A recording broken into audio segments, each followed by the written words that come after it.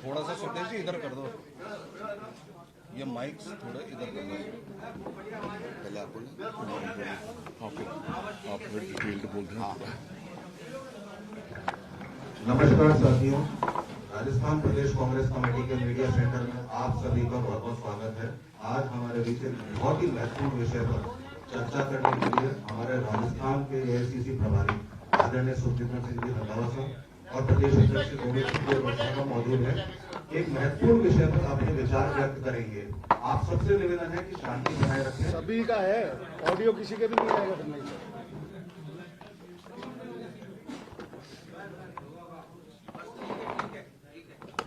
मैं आमंत्रित करता हूं आदरणीय सुखजिंदर सिंह जी रंधावा साहब, मैं आपको संबोधित करें। थोड़ा इधर सर कालो सर।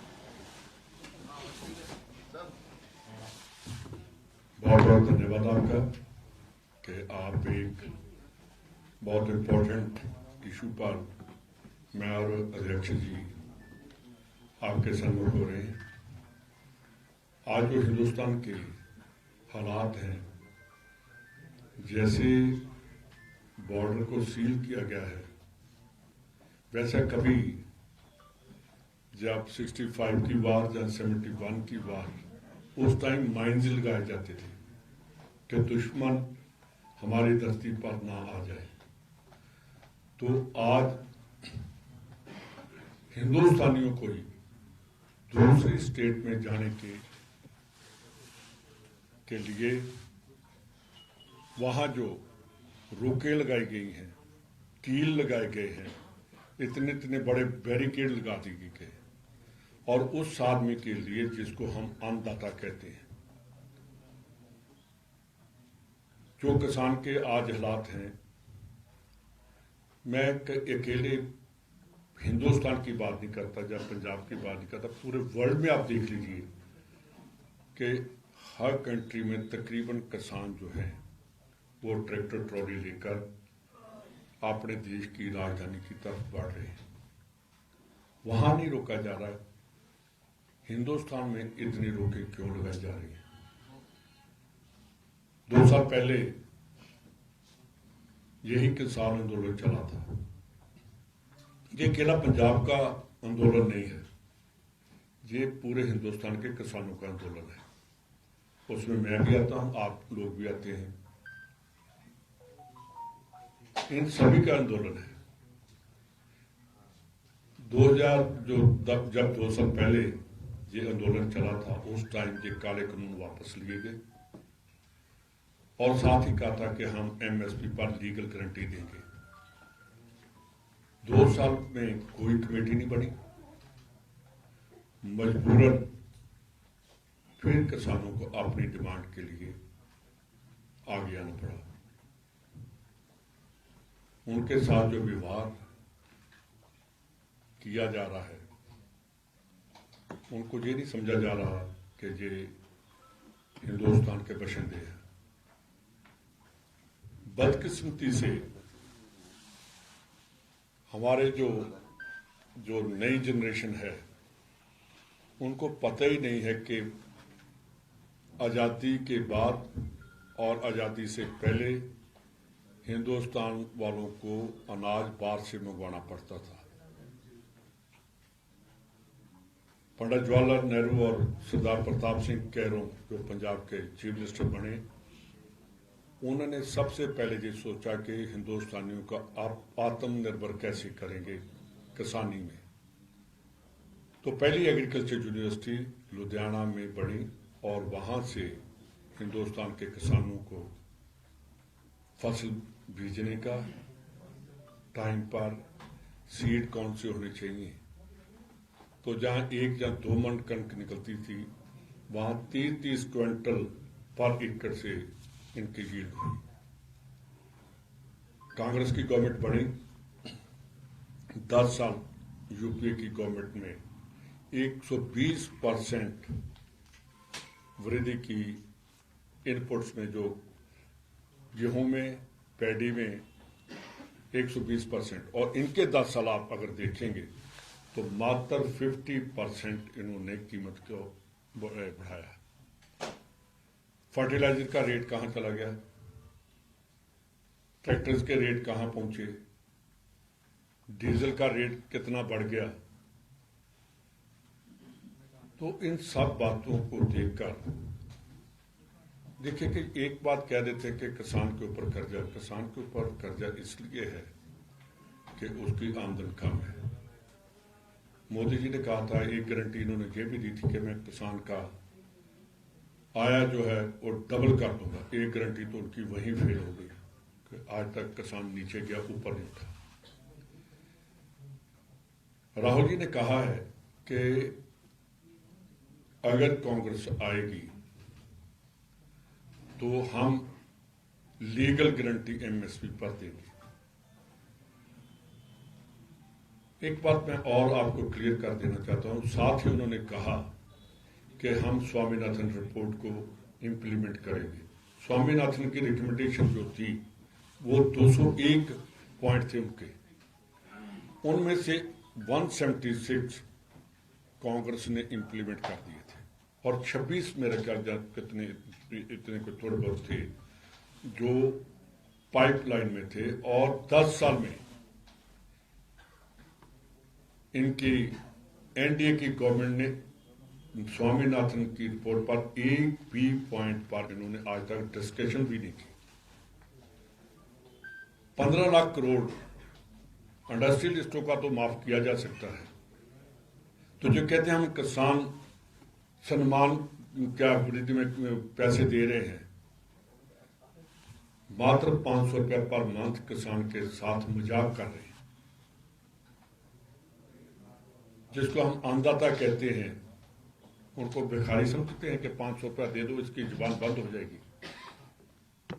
500 रुपए का तो एक फसल के लिए आधा लीटर स्प्रे भी नहीं आता। मैं पंजाब से आता हूं और ये एजिटेशन पूरे हिंदुस्तान के किसानों की है। पंजाब वालों ने पहल की और मैं अध्यक्ष जी आपका भी धन्यवाद करता हूं कि पूरे हिंदुस्तान में राजस्थान स्टेट है कांग्रेस पार्टी जिन्होंने किसानों के हक में पहली कॉन्फ्रेंस की है। और आपसे भी एक और मैं आपका धन्यवाद करना चाहता हूं, प्रेस वालों का खास करके, कि पहली बार हुआ कि प्रेस खड़ी हो गई है कि हम अन्याय नहीं होने देंगे। प्रिंट मीडिया ले लो, इलेक्ट्रॉनिक मीडिया ले लो, एक एक चैनल पर और एक एक पेपर में किसानों की बात आ रही है। ये बहुत बड़ी बात आप लोगों ने की, इसके लिए पूरा, मैं तो राजस्थानी भी हूं क्योंकि जब हम जो रंधावा हैं, हमारा मूल जो वो जैसलमेर में था, तो आज से 700 साल पहले हम जैसलमेर से ही पंजाब की ओर बढ़े थे। तो एक तरफ मेरा राजस्थान है, दूसरा मेरा पंजाब है। तो इसलिए मैंने आपका थैंक्स किया कि आप इतनी तादाद में, जब हमारी गवर्नमेंट भी थी तो आप कभी इतने इकट्ठे नहीं हुए। इसका मतलब कि दिमाग में आ रहा है कि किसानों के साथ, हिंदुस्तान के किसानों के साथ गलत हो रहा है, जो हम सब मिलकर इसका डटकर विरोध करते हैं और उनकी जो एक लीगल एमएसपी मांगना हमारा हक बनता है। और जिस तरह से रोका गया है, ऐसा मैंने कभी पाकिस्तान और हिंदुस्तान और चाइना के बॉर्डर पर नहीं देखा कि अब माइंस लगाने वाली रह गई ये बातें।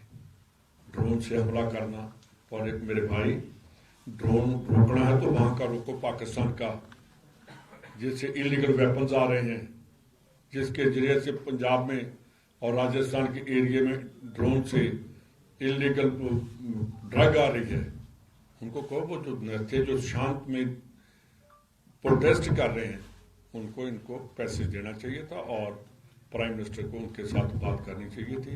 अब मैं अध्यक्ष जी को कहूँगा कि ये राजस्थान की बात करते हैं।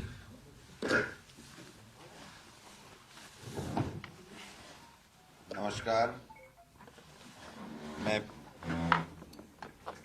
प्रदेश कांग्रेस कमेटी की तरफ से ये किसानों का जो आंदोलन चल रहा है उसके ऊपर हम लोग प्रेस कॉन्फ्रेंस के लिए आप सबको आमंत्रित किया था। आप सबका स्वागत है। मेरा सौभाग्य है कि हमारे बीच में किसान नेता हमारे रंधावा साहब प्रभारी जी थे, तो फिर हमने समझा कि प्रभारी जी रहेंगे तो और ज़्यादा हमको ताकत मिलेगी, अच्छे तरीके से किसान की बात हम लोग कर पाएंगे आपके सामने। तो प्रभारी साहब ने आपके सामने अपनी बात रखी है। मैं उनका धन्यवाद करते हुए आगे बढ़ता हूं।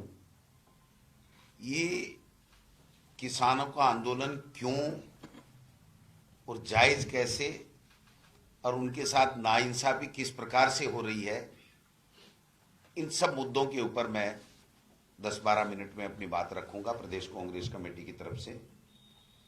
सबसे पहले तो मैं भारतीय जनता पार्टी के 2014 के जब मोदी जी को देश के प्रधानमंत्री का उम्मीदवार बनाया था, उनके घोषणा पत्र की बात करना चाहूंगा कि उन्होंने 2014 में अपने घोषणा पत्र में लिखा था कि किसानों की उनकी लागत का 1.5 गुना मिलना चाहिए, ये हम लोग सुनिश्चित करेंगे।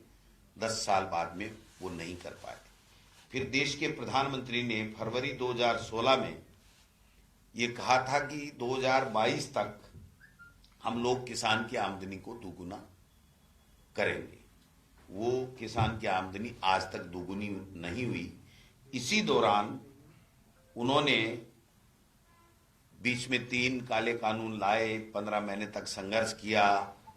3 काले कानून वापस माफी मांगते हुए देश के प्रधानमंत्री ने किसानों के आंदोलन को के आगे झुक करके माफी मांगी और वापस 3 काले कानून लिए और एक कमेटी बनाई और उस कमेटी में कहा कि यह कमेटी फैसला जल्दी करेगी कि किस प्रकार से आपकी मांगों को हम लोग माने और किस प्रकार से जो जो मुद्दे हैं किसानों के उनका हम इस कमेटी की राय के मुताबिक फैसले करें, जिसमें एमएसपी भी एक महत्वपूर्ण मुद्दा था कि एमएसपी पे कानून लाया जाए।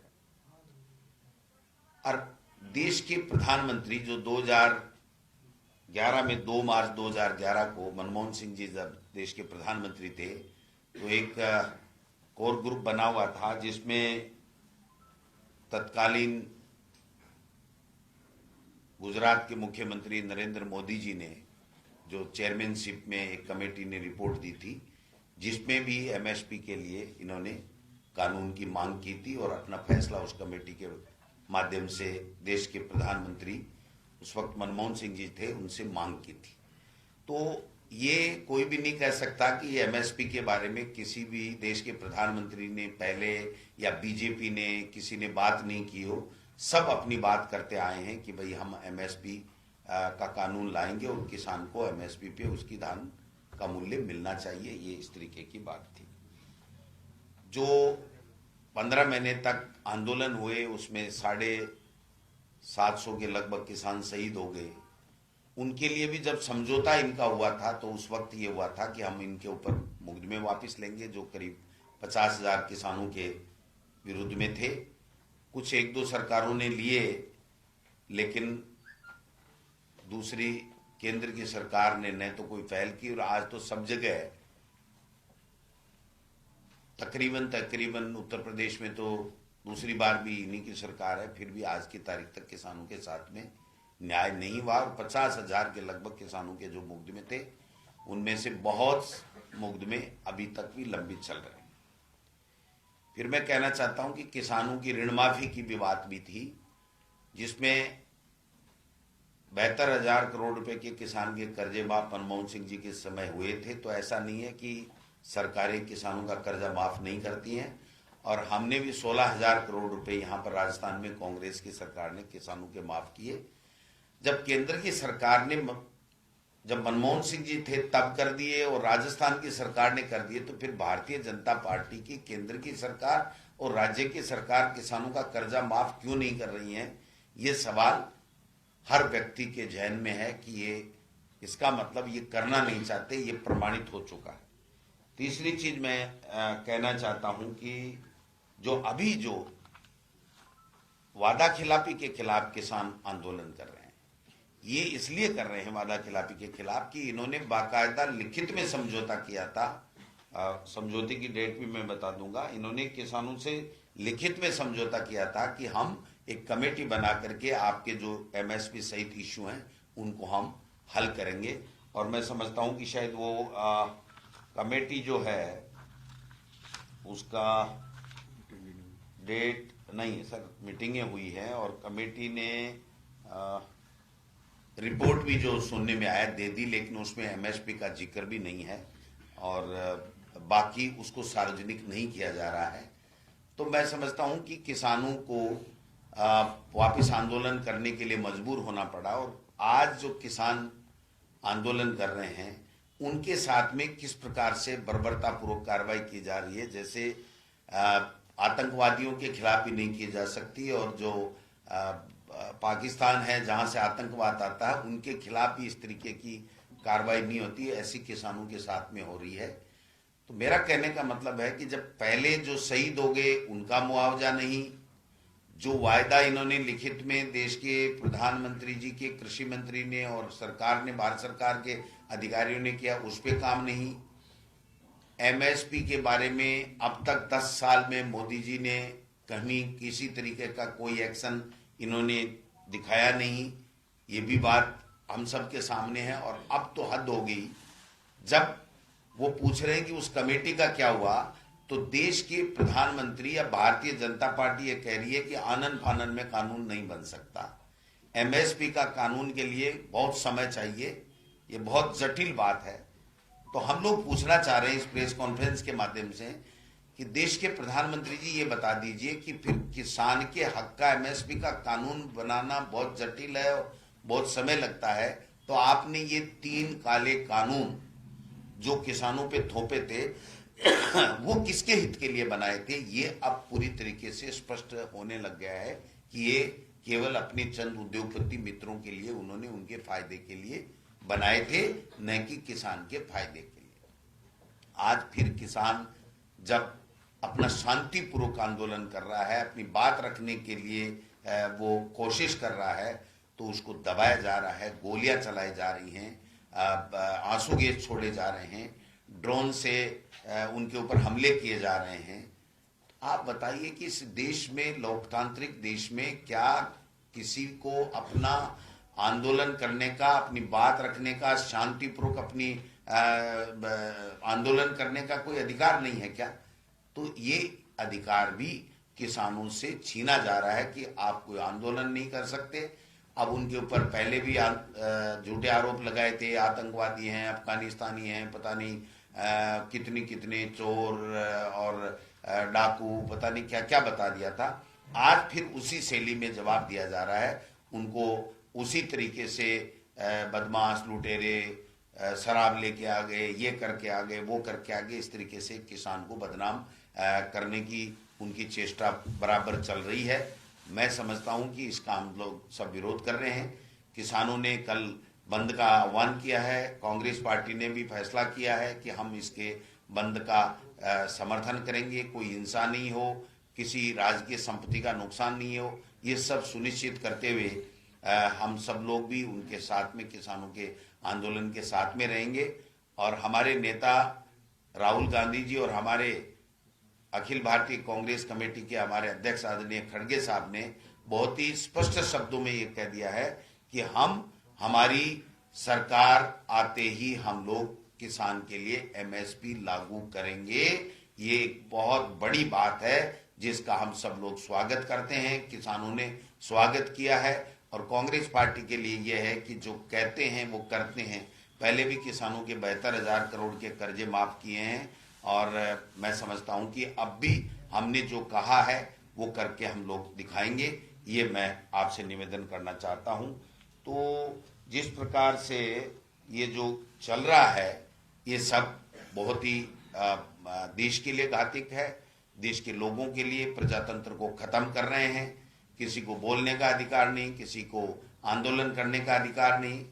मैं समझता हूं कि आज इस कड़ी में एक और महत्वपूर्ण फैसला हमारे सुप्रीम कोर्ट का आया है। हालांकि ये इसका विषय नहीं था हमारी प्रेस कॉन्फ्रेंस का, लेकिन चूंकि एक बहुत बड़ा फैसला है जिसमें देश के लोगों की, प्रजातंत्र की जीत हुई है, आम व्यक्ति की जीत हुई है, और ऐसे लोग जिन्होंने साजिश रच करके और पर्दे के पीछे बड़ा खेला किया, बड़े घोटाले किए, उनकी पोल खुली है। हमारे जो सुप्रीम कोर्ट है उसने इलेक्ट्रॉनिक बॉन्ड जो है उनका जो 2017 में इन्होंने किया था, उनको पूरी तरीके से असंवैधानिक बताते हुए उनको खत्म किया है, उस कानून को खत्म किया है इन्होंने, और उनके फैसले को समाप्त किया और रिपोर्ट मांग ली है कि आप बताइए कि एसबीआई किस किस तरीके से किस किस का कितना चंदा मिला, और वो सारी चीजें सार्वजनिक की जाए। तो मैं समझता हूं कि ये पाप का घड़ा अब भर चुका है, ये फूटने की ओर है, क्योंकि हम तो पहले दिन से ये कह रहे थे कि ये बहुत बड़ा घोटाला है और इसके माध्यम से हर वर्ग को, हर पूंजीपति को दबाया जाकर के, कुचला जाकर के, अप्रत्यक्ष रूप से उनसे इलेक्ट्रॉनिक बॉन्ड के माध्यम से चंदे लिए जा रहे हैं और अपने पार्टी का जो है फंड भरा जा रहा है। मैं समझता हूं कि इस फैसले का भी हम लोग बहुत बहुत स्वागत करते हैं, और हमें शंका है कि अब भी भारत सरकार भारतीय जनता पार्टी के कहने से अब भी ऐसा कोई न कोई उसमें रास्ता ढूंढेगी जिससे उनको वो सूचना नहीं देनी पड़े और कोई न कोई ऐसा कोई गजट नोटिफिकेशन नहीं आ जाए। ये हमें शंका बनी हुई है, जिसके माध्यम से ये कह दें कि नहीं साहब, हम ये सूचना भारतीय जनता पार्टी से नहीं ले सकते। मैं समझता हूं ये भी हो सकता है, ये शंका पूरे देश में लोगों में, बुद्धिजीवी वर्ग में बनी हुई है, तो उसको भी हम आगे चर्चा करेंगे अगर इस तरीके से होता है। लेकिन इस कोर्ट के फैसले का स्वागत करते हैं। किसानों के साथ में जो अन्याय हो रहा है उसके साथ हम किसानों के साथ में खड़े हैं। उनका जो अधिकार है शांतिपूर्वक आंदोलन करना, जो उनका मौलिक अधिकार है, उसकी रक्षा करें।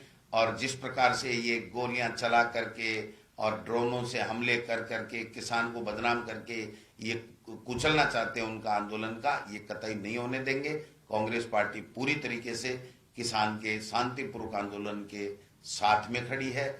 हम सब लोग आप सबका भी स्वागत करते हैं कि आप इतनी संख्या में आए हैं, आपका स्वागत है। और राजस्थान की सरकार के बारे में अगर मैं पर्ची सरकार के बारे में नहीं बोलूंगा तो कहेंगे साहब यहाँ पर आए ही नहीं, आप दिल्ली और देश में घूमते रहे। तो मैं यहाँ पर आना चाहता हूँ। इन्होंने जो राजस्थान में पर्ची से बनी हुई सरकार है बीजेपी की, उन्होंने पहले ही दिन कृषि मंत्री ने कह दिया कि किसान का कर्जा माफ करने का सवाल ही नहीं उठता, किसान को कर्ज देना ही नहीं चाहिए, क्योंकि किसान की आदत खराब हो गई है कि वो लोन ले लेता और फिर जानबूझ के चुकाता नहीं है। इसलिए किसान को लोन ही नहीं मिलना चाहिए और किसान का कर्जा माफ नहीं होना चाहिए। ये राजस्थान की सरकार का एक तरीके से स्टेटमेंट आ गया है। तो उनकी सोच हमारे सामने सबके आ चुकी है। एक उन्होंने बार बार हम पे हमले किए थे कि 19,000 लोगों की जमीनें कुड़क हो गई हैं, जो नेशनलाइज बैंकों के जो भी ऋण था वो नहीं चुका पाए, उनके कितने हुए कितने नहीं हुए। लेकिन इनका अंतरिम बजट भी आ गया है और उसके बावजूद आप मुझे बता दीजिए कि उन्होंने अगर अपने अंतरिम बजट में 1 रुपया भी उनके मुआवजे का कोई प्रावधान रखा हो तो बता दीजिए। केवल बात करना, गुमराह करना, मुद्दों से ध्यान हटकाना, यही केवल बातें इनके उसमें एजेंडे में है, न कि काम की बात। मन की बात देश के प्रधानमंत्री जी करते हैं और झूठ बोलना, झूठ को 100 बार बोलना जिससे वो सब जैसी लगे, ये इस तरीके की आदत बन चुकी है। आज 2 महीने से भी ज्यादा हमारी सरकार को बने हो गए हैं। किसान के लिए कुछ भी नहीं। एक तरफ मोदी जी 12,000 का किसान सम्मान निधि की बात करते हैं और ये 8,000 की घोषणा करते हैं। भाई ये तो हम ही दे रहे थे, हमारी सरकार ही दे रही थी, जो हमने घोषणा की है उससे आप कम दे रहे हो, तो आप कांग्रेस की सरकार को किस दृष्टि से गलत बता रहे हो। बहुत बड़े जोर से इन्होंने मुद्दा उठाया था कि किसान का कर्जा माफ नहीं हुआ, किसान का कर्जा माफ नहीं हुआ। हमने उनका सरकार के समय घोषणा जो की थी उसका भी 6,000 करोड़ रुपए हमने चुकाया है और बाकी 10,000 करोड़ रुपए हमने 16,000 करोड़ रुपए हमने किसान के कर्जे के माफ करके पैसा चुकाया है। इन्होंने इस तरीके का कोई प्रावधान नहीं रखा है इनके केंद्र बिंदु में न किसान है, न किसान का कल्याण है, न उसकी मजबूती है, न उसकी आमदनी दुगुनी करने का कोई एजेंडा है। इनको तो केवल झूठ बोल करके, बरगला करके और वोटों की फसल काटनी है। फिर ये लोकसभा में मोदी जी और केंद्र के नेता आएंगे, फिर बरगलाने की बातें करेंगे और बरगला करके वोट लेने की चेष्टा करेंगे। लेकिन राजस्थान के लोग समझ चुके हैं, राजस्थान का हर वर्ग समझ चुका है कि इनकी कथनी और करनी में फर्क है। कांग्रेस जो कहती है वो करती है, हमेशा किसान के हित की बात करती है, और भारतीय जनता पार्टी हमेशा गुमराह करने की बातें करती है, वो कभी किसान की नहीं होती है। तो ये जो बात थी वो आपसे शेयर करने के लिए मैं आया, और मेरे प्रभारी जी आए, तो हम सब लोग आपका स्वागत भी करते हैं। और अपनी कोई बात हो तो आप बताएं, जिससे हम लोग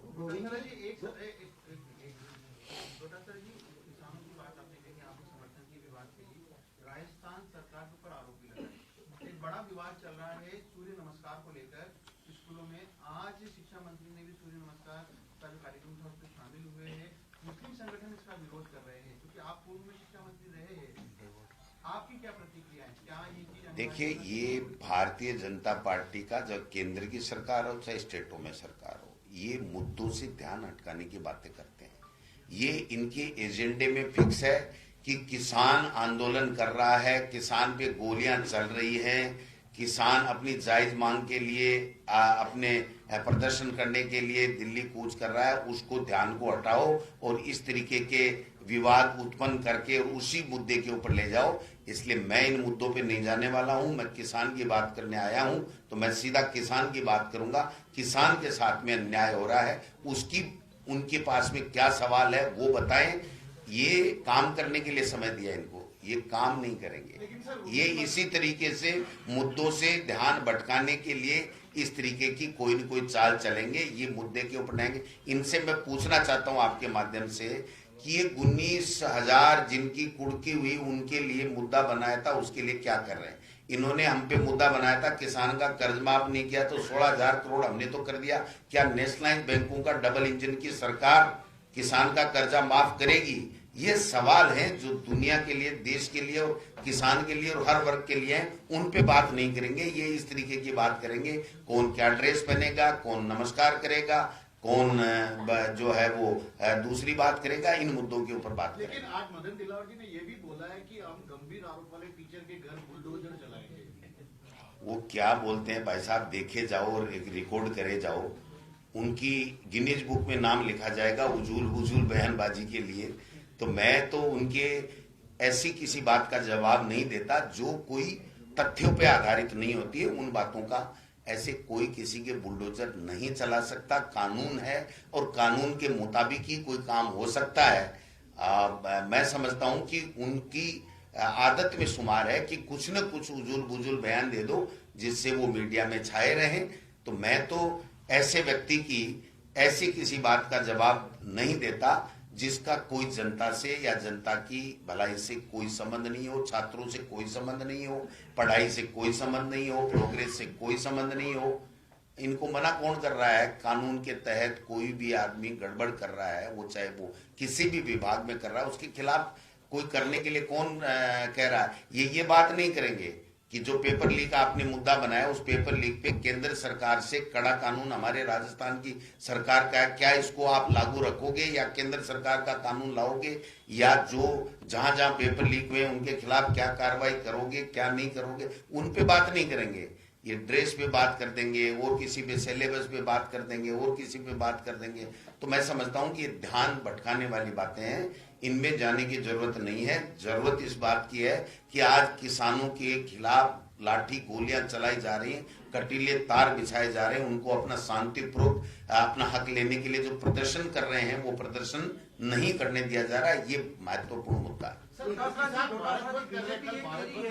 कि ना तो कांग्रेस के पास कोई विजन है, ना कांग्रेस के पास कोई टारगेट है, ना कांग्रेस के पास युवा नेता है, इसलिए दिल्ली से सोनिया गांधी जी को राजस्थान से राज्यसभा पहुंचा रहे हैं। तो ये काउंटर अटैक किया। देखिए,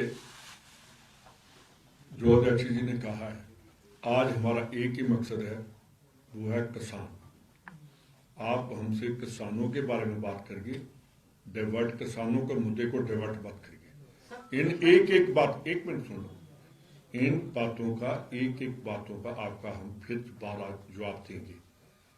मैं ये पूछना चाहता हूं कि जो हिंदुस्तान का किसान है, क्या ये देश विरोधी है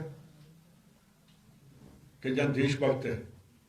वो ही अंग्रेजों की बात जो 1919 में हुआ था, अंग्रेजों के खिलाफ जब किसान उठकर पूरे हिंदुस्तान का किसान गया था लाहौर, तो उस टाइम नारा लगा था, पगड़ी संभाल जटा पगड़ी संभालो।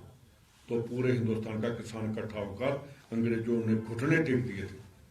आप सभी को मेरी बेनती है कि अगर किसान है तो हिंदुस्तान मजबूत है। एक प्राइम मिनिस्टर ने नारा दिया था, बहुत सोच समझ कर दिया था, जय जवान जय किसान। अगर जय किसान रहेगा जिंदा, जवान जिंदा रहेगा तो हिंदुस्तान अपने पांव पर खड़ा रहेगा। मेरी आपसे बेनती है कि आज दूसरी बातों की बजाय सिर्फ किसान की बात करके, उसमें ना पॉलिटिक्स है।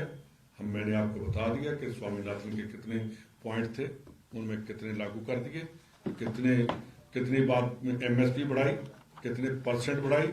ये बातें उनसे अब जो हम बोले वो आज जाकर पर्ची चीफ मिनिस्टर साहब से बात जरूर करेगा। Thank you. किसानों ने बंद बुलाया है, मॉरली सपोर्ट देंगे क्या? कल मॉरल सुनिए, मॉरली नहीं, हम फिजिकली भी उनका सपोर्ट करते हैं।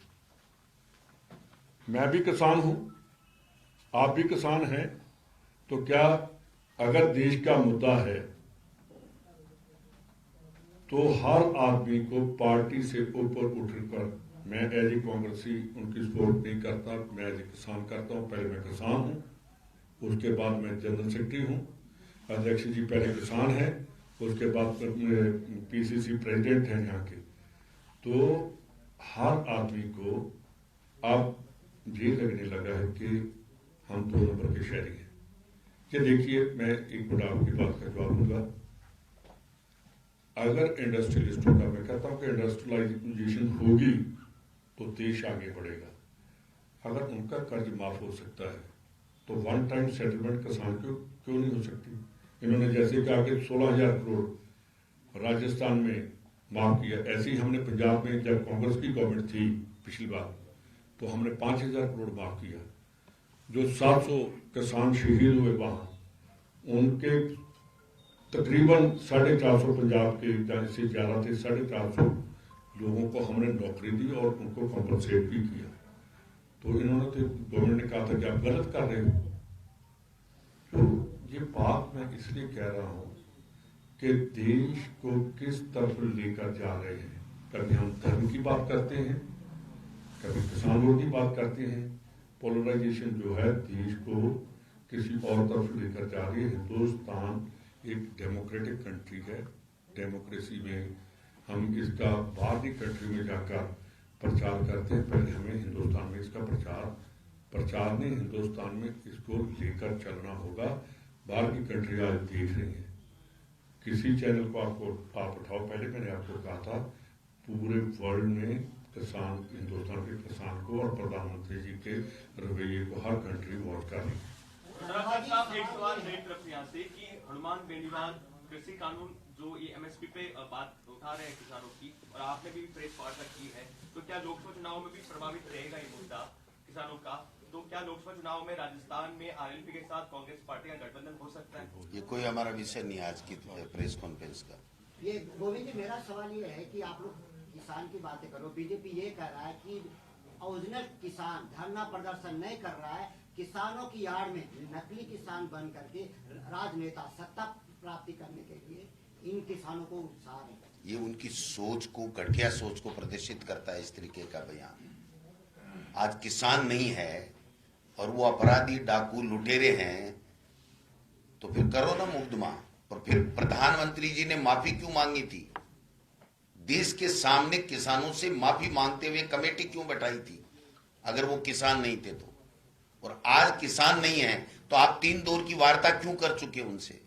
क्या आतंकवादियों से आप बात कर रहे हो? आज शाम को भी उनकी वार्ता का हमने सुना है। तो फिर किसान नहीं है तो वार्ता किससे कर रहे हो आप? ये घटिया सोच को प्रदर्शित करता है भारतीय जनता पार्टी की। समर्थन में कांग्रेस क्या भारत बंद के दौरान बाजारों को बंद करवाने में सहयोग करी, किस तरीके से? मैं कह रहा हूं भाई, किसान के हम सब साथ हैं और कांग्रेस पार्टी का अपना स्टैंड है कि हम किसान के बंद में शामिल हैं, तो शामिल हैं तो सहयोग भी करेंगे। इसमें कोई दूसरी बात हो ही नहीं सकती है। तो एक लाइन का मुद्दा था जो एक लाइन में मैंने बताया। आपने कहा कि दुकानदार को बंद कराने में एक बार नोट कर लो, जब किसान की जेब में पैसा होता है तभी बाजार चलता है। जब उसकी पॉकेट में पैसा नहीं आएगा तो ये बाजार अपने आप ही बंद हो जाएंगे। किसानी बचेगी तो दुकानदारी बचेगी।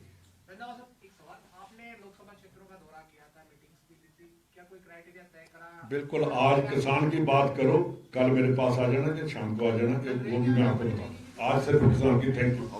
थैंक यू, नमस्कार।